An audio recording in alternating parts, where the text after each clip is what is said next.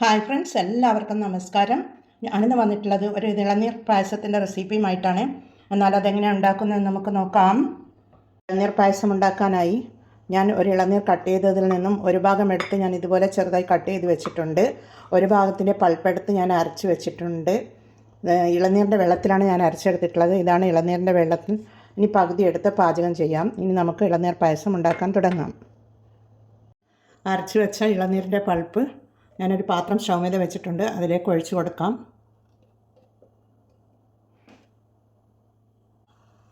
ഈ ഇളനീരിൻ്റെ വെള്ളവും നമുക്ക് ഒഴിച്ചു കൊടുക്കാം. കുറേശ്ശെ ഒഴിച്ചു കൊടുക്കാം. ഇതൊന്ന് തിളപ്പിച്ചെടുക്കണം.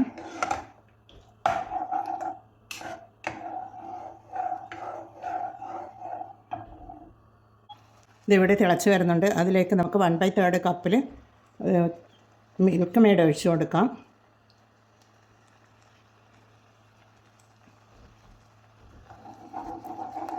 മിൽക്ക് മെയ്ഡ് ഒഴിച്ചത് കൊണ്ട് തന്നെ മധുരമുണ്ടാവും. പഞ്ചസാര നമുക്ക് ഷുഗർ വേണമെങ്കിൽ നമുക്ക് പിന്നീട് ഇട്ട് കൊടുക്കാം.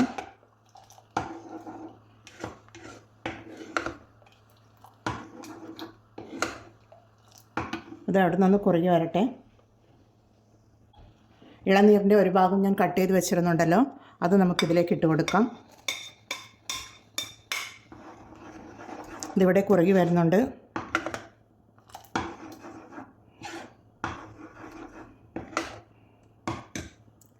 ഒരു 3 ഏലക്കായ പൊടിച്ചതാണ്, അതുകൂടി ഇട്ട് കൊടുക്കാം.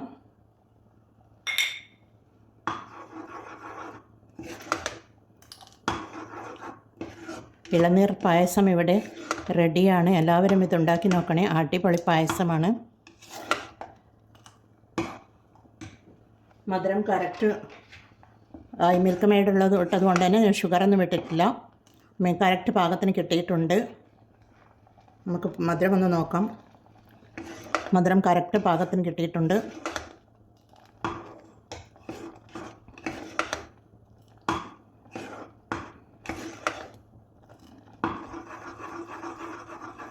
ഒരു 2 മിനിറ്റ് കൂടി ഇത് തിളച്ച് വന്നതിന് ശേഷം നമുക്ക് തീ ഓഫ് ചെയ്ത് കൊടുത്ത് ഒരു സർവിങ് പ്ലേറ്റിലേക്ക് മാറ്റാം.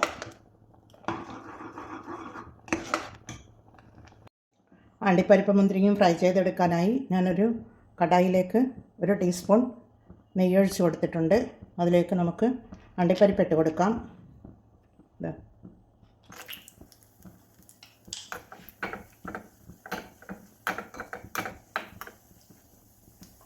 പിന്നീട് മുന്തിരിങ്ങ ഇട്ട് കൊടുക്കാം.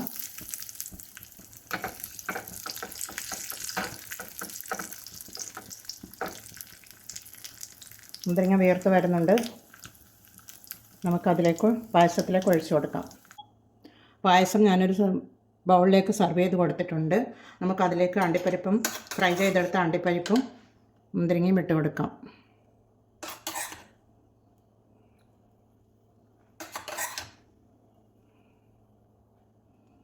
നല്ല അടിപൊളി ഇളനീർ പായസം ഇവിടെ റെഡിയാണ്. എല്ലാവരും ഇത് ട്രൈ ചെയ്ത് നോക്കി ഫീഡ്ബാക്ക് അറിയിക്കണേ. കമൻറ്റും സബ്സ്ക്രൈബും ചെയ്ത് സപ്പോർട്ട് ചെയ്യണേ. അടുത്ത ഒരു വീഡിയോയുമായി വരുന്നത് വരെ എല്ലാവർക്കും താങ്ക് യു ഫോർ വാച്ചിങ്.